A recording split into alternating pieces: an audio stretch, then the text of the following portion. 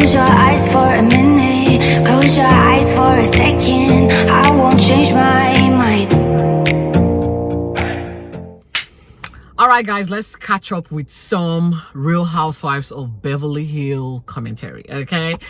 It was up and about, it was kicking. Now, like I said before, this thing with Kyle and Sutton isn't going to end anytime soon. I'm not sure how it started. However, there is no end to this and it's getting messier and ugly. Can someone make this stop? Before we get into the drama that was the last episode, let's kick things first with some housekeeping, guys. Thank you so much for joining me. Poshcateyes Unfiltered. We're recapping reality series. Again, to my latest subscribers, thank you for joining us. Go through my playlist and see what you like. Share this channel with your friends. Like, subscribe, and comment. For my existing subbies, thank you for holding the torch. Support this channel by sharing this channel with your friends and family. We need to grow.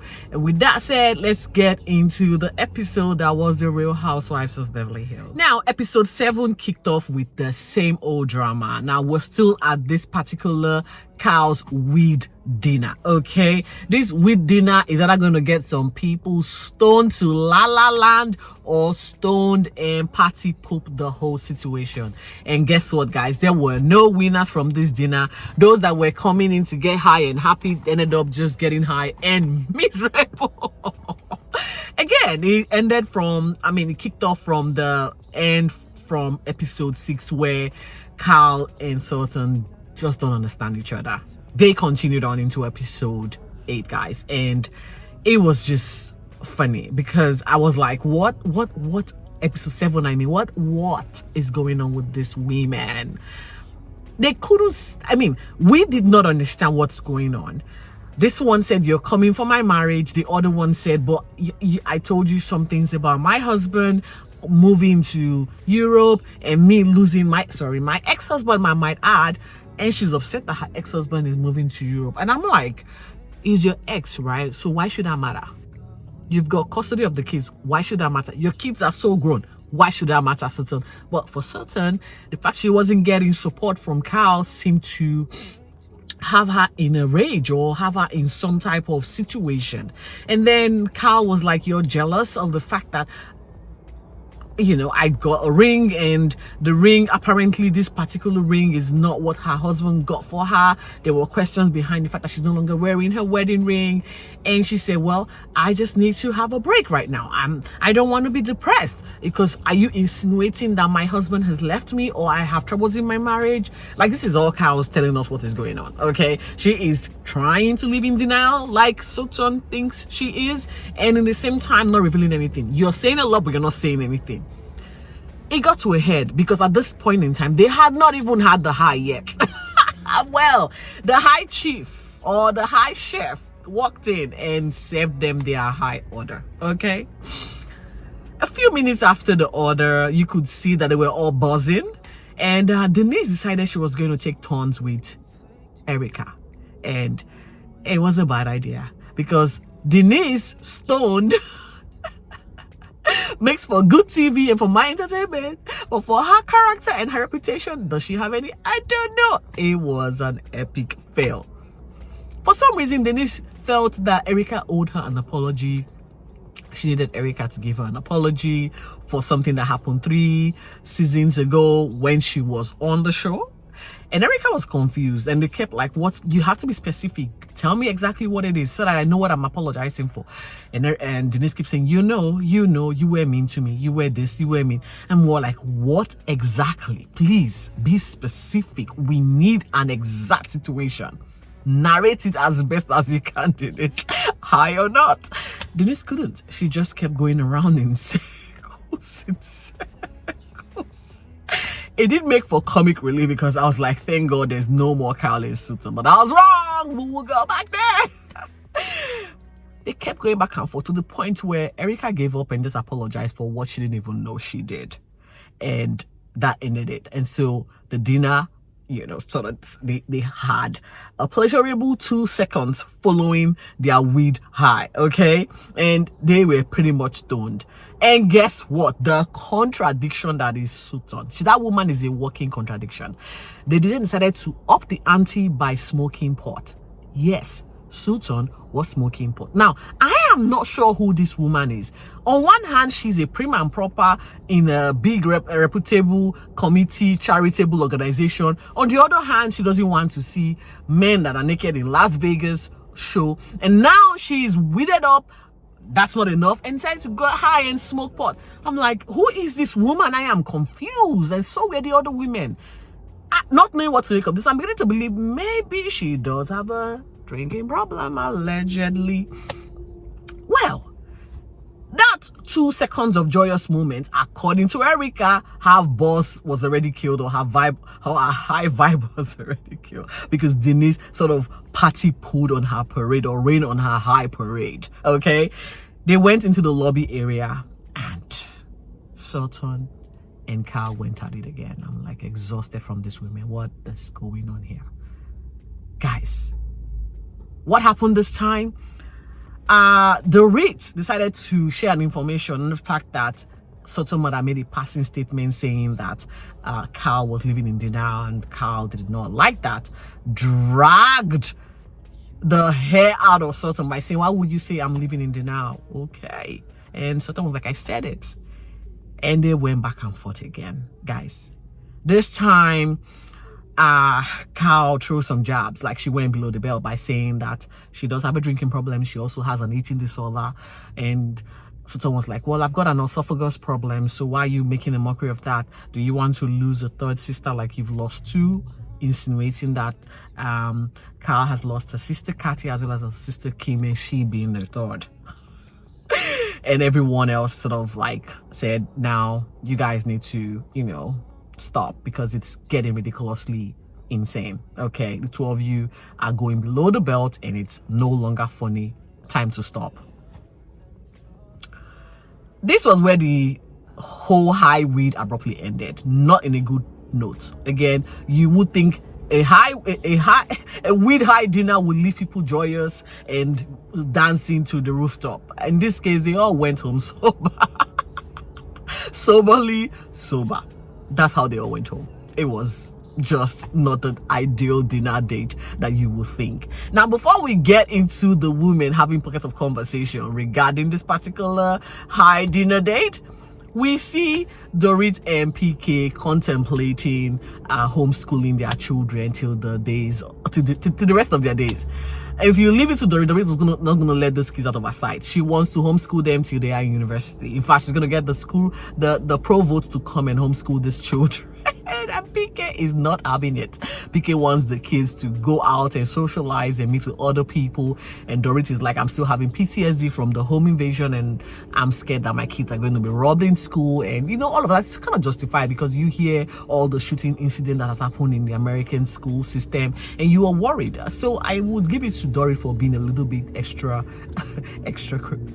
mama bear in this situation. They also chimed in on the Kyle and Mauricio marriage. They feel something is not right, but they also think that Kyle and Sutton having to put a touch on what's going on is wrong.